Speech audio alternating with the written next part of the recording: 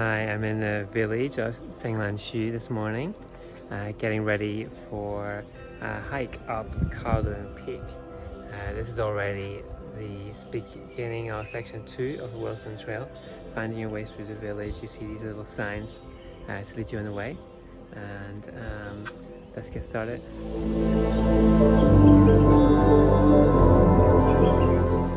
It's a really pleasant path here through some little fields, beside a forest, and it's really flat at the moment, but in a moment we're going to go up there to Kowloon Peak, which is going to be a lot steeper.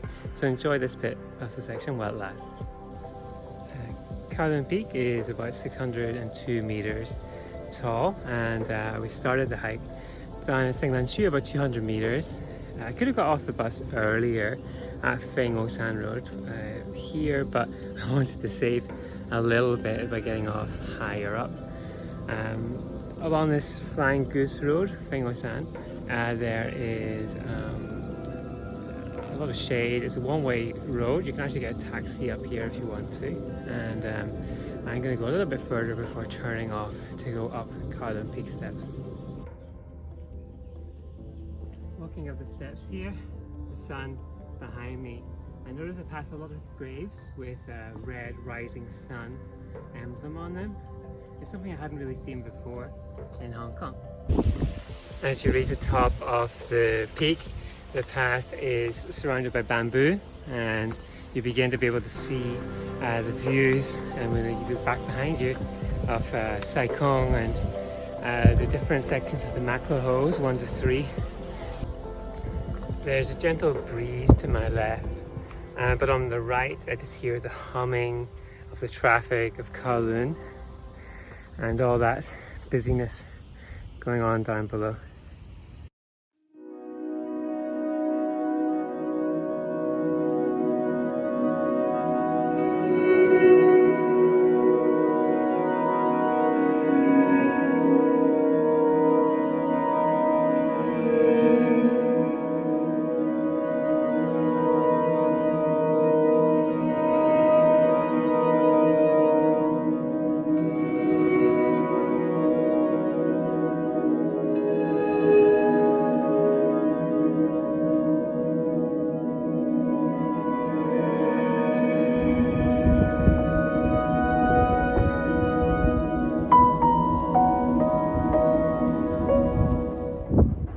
After going over the top of Kowloon Peak and carrying down a little bit, you come to here and you see this like almost sheer cliff that goes down.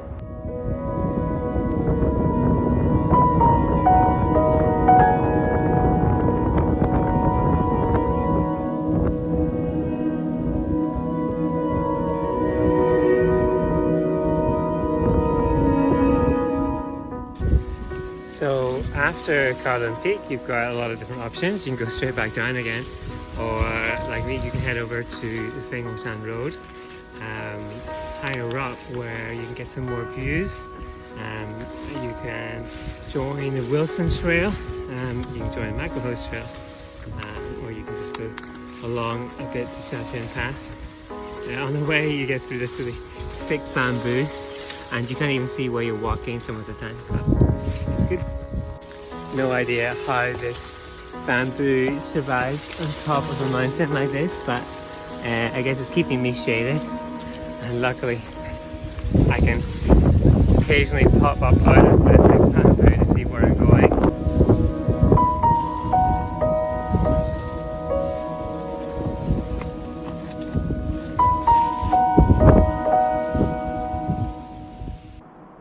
Stage 5 of the MacLehose Trail is about 10.7 kilometers long. It takes you behind Lion Rock, and you climb about 960 meters in total before going down to Tai Po Road.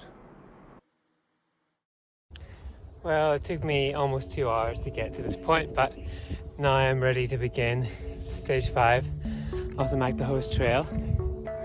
But actually, I did a little bit of it last week, so I'm going to skip the first part and join it later, because it comes onto this road, Approx Road, again very soon after passing over Tate's Cairn, and continues on that way.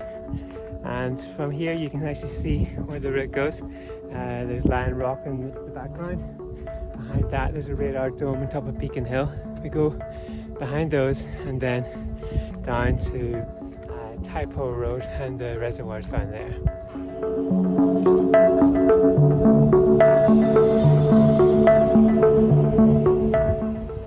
This is Shatin Pass. There's a little restaurant here. I have no idea what time it opens, but maybe it won't be too long. You can get some snacks to help you along your way. It's also a little bus stop here in the weekdays. Seems that every hour there's one that comes up from Wong Tai Sin, which is quite interesting. And then from here, if you finished section 4 of the MacLehose Trail, you might consider walking down to Wong Tai Sin behind me.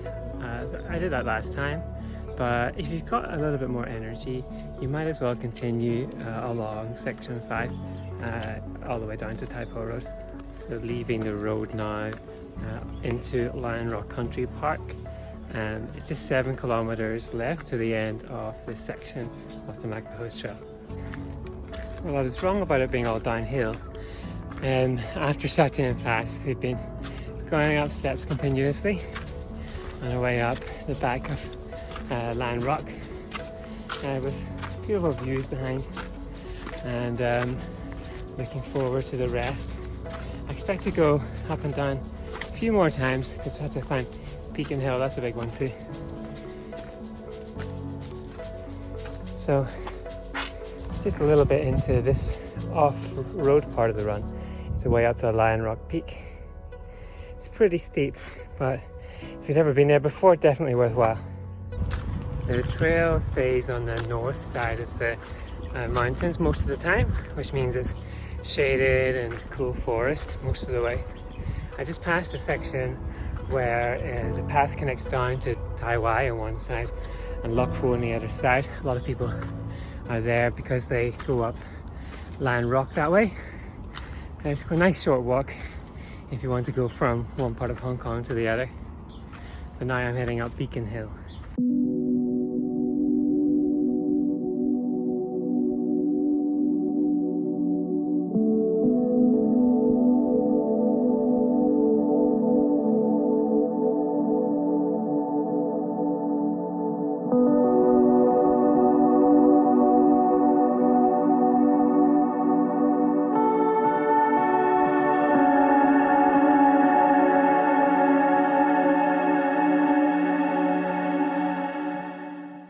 It's always nice to check out the view along the way. This is one of the best views of urban Hong Kong. Lion Rock behind me there.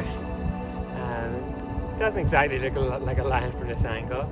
And then behind even further, behind these trees is down towards Shatin Manshan direction. The Wilson Trail is actually almost parallel to this one, just a lot lower down the hill of that section. Beacon Hill gets its name from fires that were lit on top of the hill that could be seen from far away, warning about pirates in the South China Sea.